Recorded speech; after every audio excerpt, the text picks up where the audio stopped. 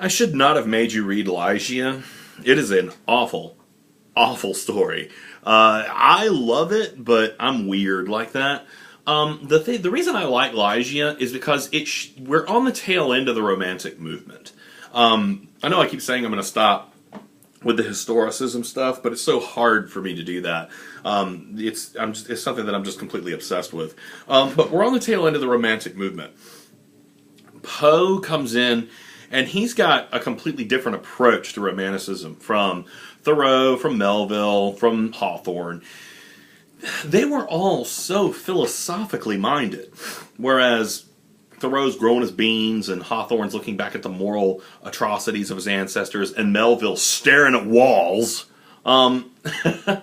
Poe gives us a slice more of what Washington Irving was trying to do. You feel these test questions coming up? There's a lot of similarity between them. Poe seems like he really just wants to write you a good story. And if you are patient and you're open-minded and you really try to get into it, you can enjoy a Poe story. But unfortunately for you guys, Ligiea is probably one of his failures. I love this story, and I love everything Edgar Allan Poe ever wrote, but this is a weird one. It's really hard to wrap your head around because it seems to be taking some very strange risks. Poe lived there's a lot of kind of odd sort of urban legends about Poe. I mean, he had a lot of issues in his life. He was an alcoholic. He was a known drug abuser. But he may have died destitute. But Poe knew fame in his life. People knew who Poe was. Poe was an incredibly gifted poet. And people knew of his writings. He had a little bit of a taste of the celebrity in his day. If I remember, there's a story around somewhere. I have to look this up and see if I can actually show it to you. I think little kids would follow him around flapping their arms like birds because he wrote The Raven. He was kind of a treasure. Now, he seems to have lost his mind later in life, but leading up to that, his writing was simply incredible, especially for all the things that he did in his time. One other thing that people don't typically know about Poe is that a lot of his fame didn't necessarily come from his horror writings. We usually obsess with his horror stuff now, but he was much more known for his detective stuff. A lot of people consider Poe to be one of the pioneers of the detective story, which is really cool if you think about it, because that's a massively popular genre even today. People love their mysteries and they love their detective stories. And Poe was at the forefront of a lot of that. Now, from a literary perspective, I am much more interested in his dark and macabre stuff. The stuff that's just really unsettling and dark. I know, right? Big shocker. But often, Poe wrestles with some pretty freaky existential themes. Confronting death, having the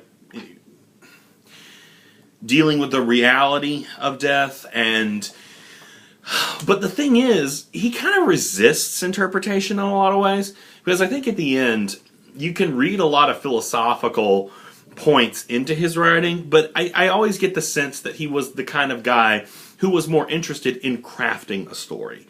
So, why did I pick Ligiea?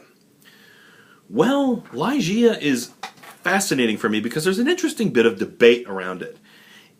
If you could figure out the story, if you followed the train of thought and understood the sequence of events, congratulations. Most people who read this thing go back to it and look at it and are like, what the hell did I just read? And that's understandable. That's completely understandable. If you didn't absorb any of it, you're fine.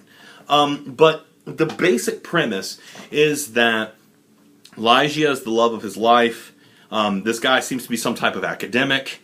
Ligiea dies. Now, at the beginning of the story, there's this really weird quote from an intellectual at that time saying that nothing dies except through lack of will. That is a strange idea, that people don't die because something has killed them. People die because they lose the will to live. In an odd way, that's kind of true, but in a really strange, insane kind of way. It's an intellectual point, and Poe begins with that. And our character Ligiea seems to be emulating this kind of very odd intellectual. It almost kind of reminds me of Ayn Rand, like the strength of will. I have no idea what the heck it is. I need to go back and read that guy and get a better sense of what it was he was talking about and if Poe took him out of context, because what he does with it in this story is just like flat out insane. Now, Ligiea dies there, I guess, through lack of will, right? Not because she got sick or anything like that. And our main character is miserable, and he eventually marries again. Now, you have to pay very careful attention to the story to catch this. He admits to abusing opium. So this is also, I think, one of the earlier instances of a device that Poe seems to have invented, and that is the unreliable narrator. There are a lot of stories where Poe's narrator is outright lying to you or has lost their mind, and you can't trust anything they say because they cray-cray, right? Now, this is where the debate about the story comes in. Is our narrator insane? Is he seeing stuff that's not there? Because he marries this girl and he outright bloody hates her, and she gets sick and she dies too. Now already you have to kind of stop and think about this for a minute. This dude's married 2 women and they both kind of kicked the bucket. I mean, don't get me wrong, the mortality rate was terrible at this point, but still, his wives have a tendency to die, right? Now, he puts her up, and he's like got her preserved and all that stuff. He sees her, but actually, no, I'm thinking of something else. Anyway, oh gosh, new medication. As she's dying, as she dies, she starts to look more and more like Ligiea. Her features begin to look more and more like his first wife.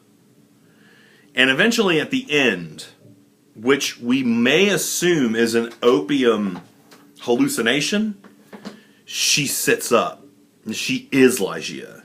She has come back. Now this begs the question, what on earth did Poe write? What is this thing? Is this the rantings of a madman? Or is it something else? This is where the debate comes in. It would make a lot of sense for Poe to write this in a way that it's just a crazy dude. But there's also a big community of people who look at this and see it for something a little different. Poe made very careful steps in the story to make the transformation much more convincing and to loop the philosophical point at the front of the story. Nothing dies save for a lack of will. And Ligiea, at the end, has willed herself back to life. And it's amazing that the story ends there, because it's like, I would like to know what happened next, but he's not going to tell us. He cuts it off there. And normally his unreliable narrator stories have a tendency to come from a prison, right? The person's in prison and it's taking on the form of a confession. If you ever get the chance, read The Black Cat by Poe.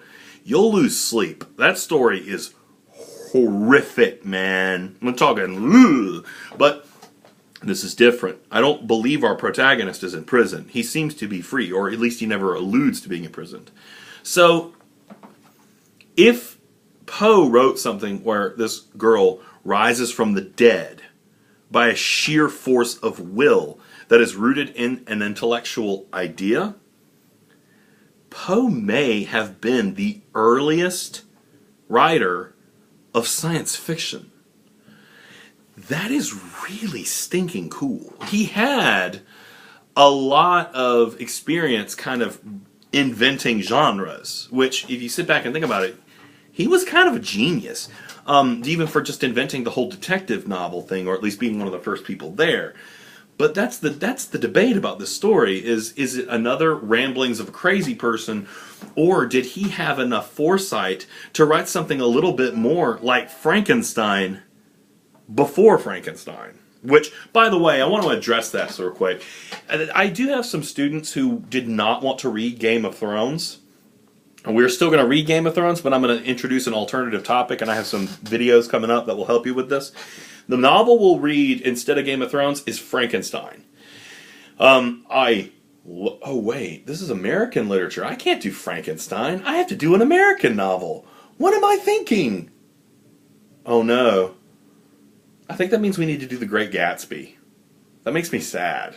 I mean, don't get me wrong, I love The Great Gatsby, but I need to see if I can find a version of this novel online too. Anyway, dang, that just completely deflated my lecture. I like it when I get to be human in these things. Anyhow, one other announcement. Yeah, so give me another couple of days on the novel. I'm sitting here thinking, we'll just do Frankenstein. I'm like, Dave, that's Swiss, man. That's not American. What's wrong with you? So, as far as resubmissions for the first paper, I am finished grading those. I was actually pretty pleased with them. I put comments in. I'm taking phone calls in case you want to call me and get some stuff out there, see exactly what it is you need to fix. I've reopened the Dropbox for paper 1. By the end of the day, I plan to have the assignment for paper 2 up. So, yeah, that'll be up there. I'm not going to explain it here. I'm going to put it in writing. Hopefully this video will be on YouTube, because the last one on Vimeo, some of you guys had trouble with that. Send me some emails if you're having any problems. I'm happy to help you out. Yeah, digest Ligiea for a bit. Next week, we're going to start with poetry. So Emily Dickinson and Walt Whitman, I will post particular sections for you. I might add a few more into the mix, which I'll post on the announcements board. And discussion question time. What is poetry? Put that in before next week. Or put that in sometime between now and next Thursday. What is poetry? We'll talk about that next time. Peace.